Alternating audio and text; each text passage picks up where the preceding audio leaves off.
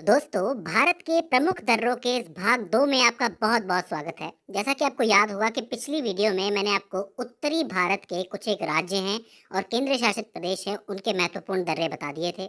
मैंने बात की थी उत्तराखंड की, हिमाचल प्रदेश की, जम्मू कश्मीर की और साथ ही लद्दाख की। आज की इस वीडियो में मैं बात कर रहा हूँ उत्तर पूर्वी राज्यों के कुछ एक महत्वपूर्ण दर्रों के बारे में, जो कि परीक्षाओं में पूछे गए हैं। और ये बहुत ही ज़रूरी दर्रे हैं, आपको इनको ज़रूर याद रखना है। इसलिए ज़्यादा देर न करते हुए हम शुरू करते हैं। देखिए, सबसे पहले हम बात शुरू करेंगे सिक्किम के साथ। सिक्किम की खास बात यह है कि इसकी सीमाएं 3 देशों से लगती है। एक नेपाल, एक चाइना और एक भूटान। इसलिए यहाँ पे 3 इंपॉर्टेंट दर्रे हैं। एक है नाथुला दर्रा, एक है जेलेब दर्रा और एक है डोंकिया दर्रा। स्पेशली अगर हम बात करें नाथुला और जेलेब दर्रा की, तो इसमें से प्रश्न बने हैं और बहुत ही ज्यादा प्रश्न बने हैं, बार बार बने हैं। इसलिए ये दो तो आपको याद रखना ही है। शुरुआत करें नाथुला दर्रा से, तो हिमालय की डोंकिया रेंज का एक पहाड़ी दर्रा है ये। सिक्किम को चीन से जोड़ता है। इसकी ऊंचाई तकरीबन 4310 मीटर है। साल 1959 में तिब्बती विद्रोह को दबाने के लिए पीपल्स रिपब्लिक ऑफ चाइना ने, यानी कि चाइना ने, इस दर्रे को बंद कर दिया था। ठीक है, तो ये बहुत इंपॉर्टेंट चीज है, क्योंकि तिब्बत आपको पता है पहले अलग देश हुआ करता था, फिर इसके ऊपर कब्जा हुआ है।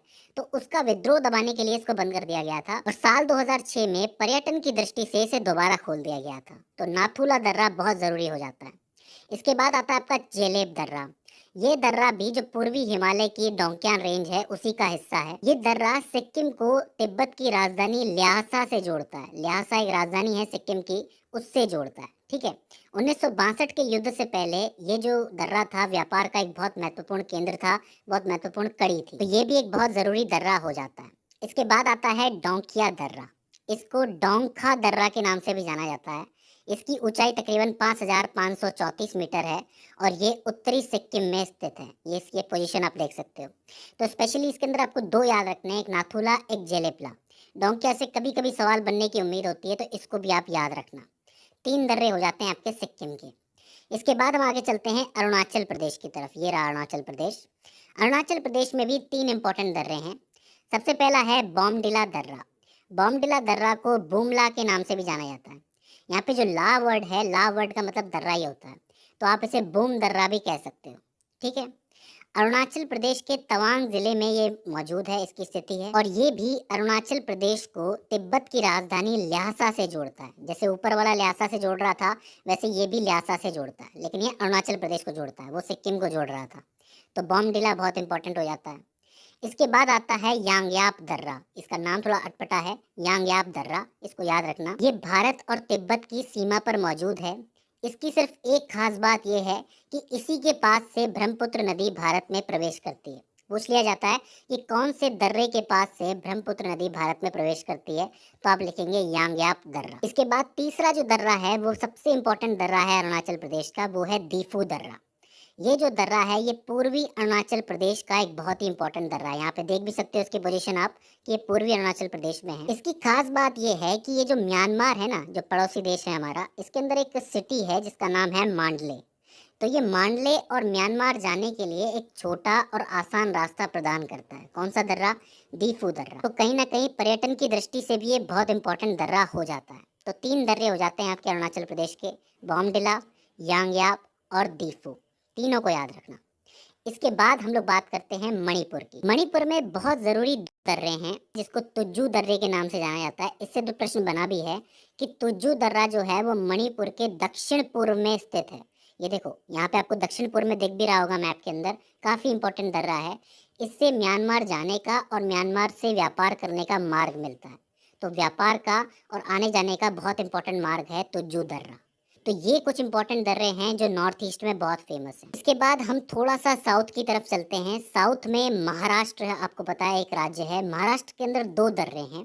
एक है आपका थालघाट दर्रा, जो कि पश्चिमी घाट का एक बहुत महत्वपूर्ण दर्रा है, क्योंकि यहाँ से मुंबई नासिक मार्ग निकलता है। मतलब मुंबई नासिक मार्ग जो है, उसी का हिस्सा है ये भी। कौन सा? थालघाट दर्रा, तो पूछा जाता है। और एक है आपका भोरघाट दर्रा, बिल्कुल एक जैसा ही नाम है। भोरघाट दर्रा जो है वो करजत और खंडाला के बीच में है।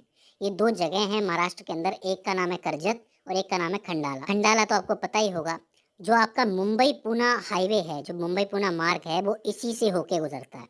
और एक बात और है कि भोरघाट दर्रे को प्लाक्कड़ दर्रे के नाम से भी जाना जाता है। प्लाक्कड़ दर्रे के नाम से अगर प्रश्न आ जाए तो आपको भोरघाट ही समझना है। कहाँ पे है? कर्जत और खंडाला के बीच में, महाराष्ट्र के अंदर। तो बिल्कुल भी कंफ्यूज नहीं होना है। तो ये दो इंपॉर्टेंट दर्रे महाराष्ट्र के हो जाते हैं।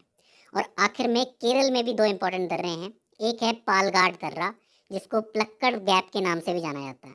प्लक्कड़ गैप, गैप मतलब दो पहाड़ों के बीच में गैप। जो नीलगिरी और अन्नामलाई की पहाड़ियां हैं ना, उनके बीच में कहीं पे ये दर्रा मौजूद है। तो पूछा जा सकता है कि अन्नामलाई और नीलगिरी पहाड़ियों के बीच में कौन सा दर्रा है, तो आप पालघाट दर्रा लिखेंगे या फिर प्लक्कड़ गैप के नाम से भी प्रश्न बन सकता है। इसके बाद आखिरी दर्रा जो केरल के अंदर है इम्पोर्टेंट, वो है सेनकोटा दर्रा, जिसको सेनकोटा दर्रा के नाम से भी जाना जाता है। ये तमिलनाडु और केरल का प्रवेश द्वार माना जाता है। मतलब एक दूसरे के अंदर प्रवेश कर सकते हैं इससे आप। तमिलनाडु भी जा सकते हैं, केरल भी जा सकते हैं। ये इलायची पहाड़ियों में स्थित है। मैंने आपको बताया था पर्वत वाली वीडियो के अंदर कि हमारे देश में सबसे एंड में कहीं जाके इलायची पहाड़ियाँ भी हैं, जिसको कार्डमम पर्वत के नाम से भी जाना जाता है। वहाँ पे इलायची की खेती होती है और उन्हीं पहाड़ियों में ये सेनकोटा दर्रा पाया जाता है।